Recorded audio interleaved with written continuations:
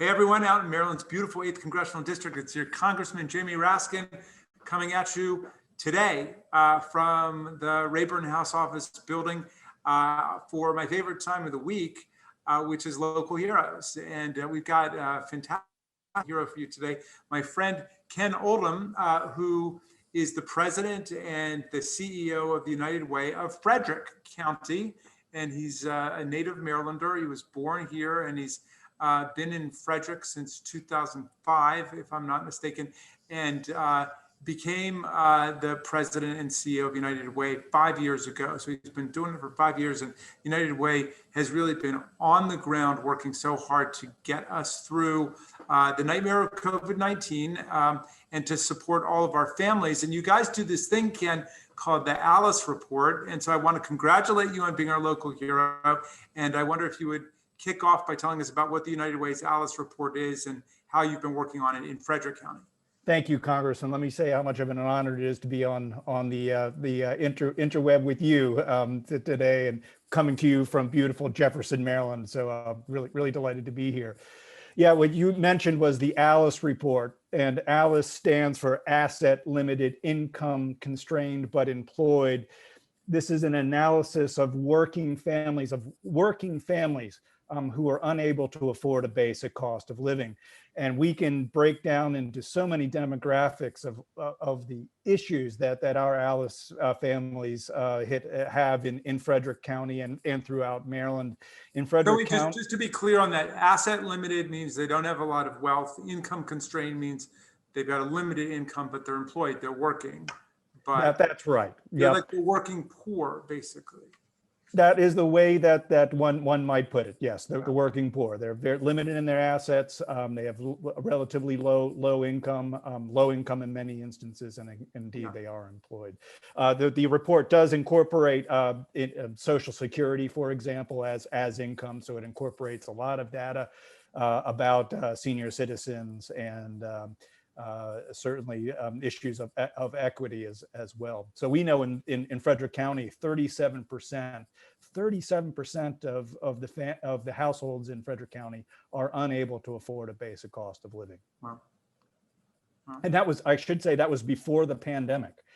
So our most recent, we deliver this report every 2 years. The most recent data is from 2018. We're actually working on more up-to-date data right now to incorporate COVID. But 37% before the pandemic, and we know that our ALICE households have been the most severely affected by the pandemic, from the health consequences as well as the economic consequences of this. So what have you guys been able to do to help people through the crisis? Oh, we've been able to do so much. So immediately we launched an emergency relief campaign. We raised over $300,000 in partnership with the funding community in Frederick County, something around $1.8 million that we raised collectively and sent immediately into the community to bring relief to our community. And we have since been raising funds in the recovery effort, specifically in what we call the Prosperity Center and our Pathways to Financial Stability, where we're providing budget coaching, credit counseling, free income tax return assistance, and matching programs for our ALICE households so they can purchase a home, which we know is a major long-term poverty alleviation tool, and transportation so they can get to work. And currently we're working really hard on equitable vaccination distribution. We know that that's our way out of this catastrophe. Yeah.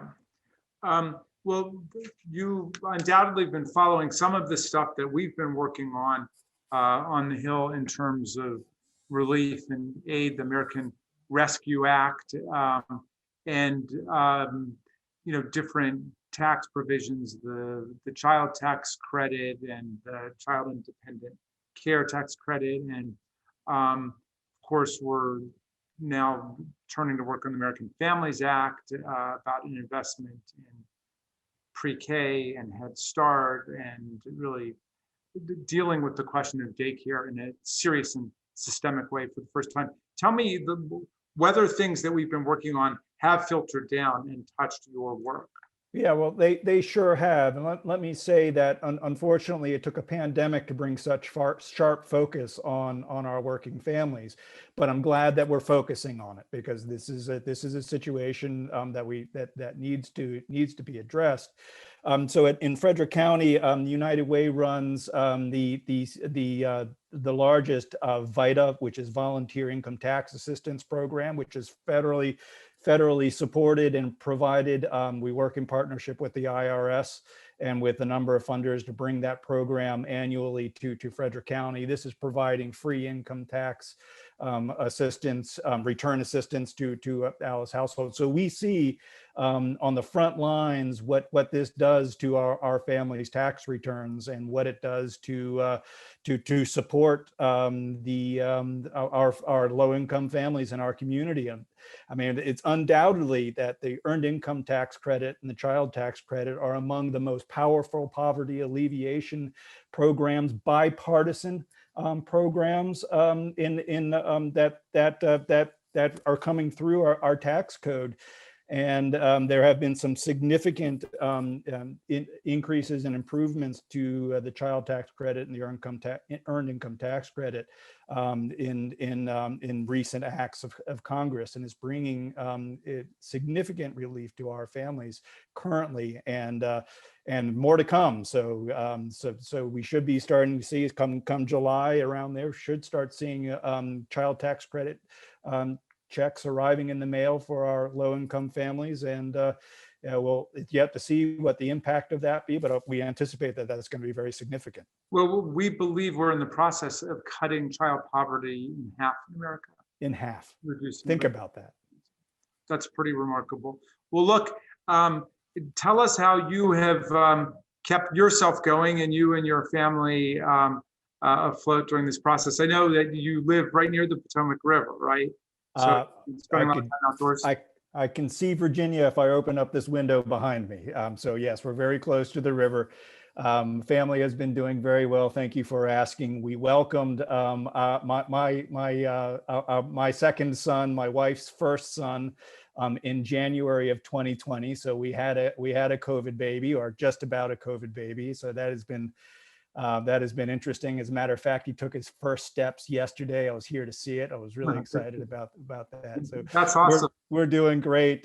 So it's been a challenging year, no doubt, for a lot of people, including my family. But I hope we're emerging from this. Vaccinations are very important in our community, and we're serious about it in Frederick County.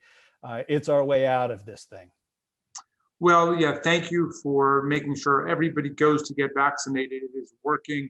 We are rapidly reclaiming our social lives, our commerce, our ability to navigate the schools, education, and so on, but we need to get everybody vaccinated. So please go out and do it. Ken, thank you for reminding us of that. And thank you for always being such a great positive force in the community. And for that reason, you are our local hero. This week of, I think we're May 13th now, something like that. So congratulations to you, and please keep up the great work on all of our behalf. It's a real honor. Thank you very much, Congressman, and good luck to you doing people's work on the Hill. Thank you, Ken. Thank you.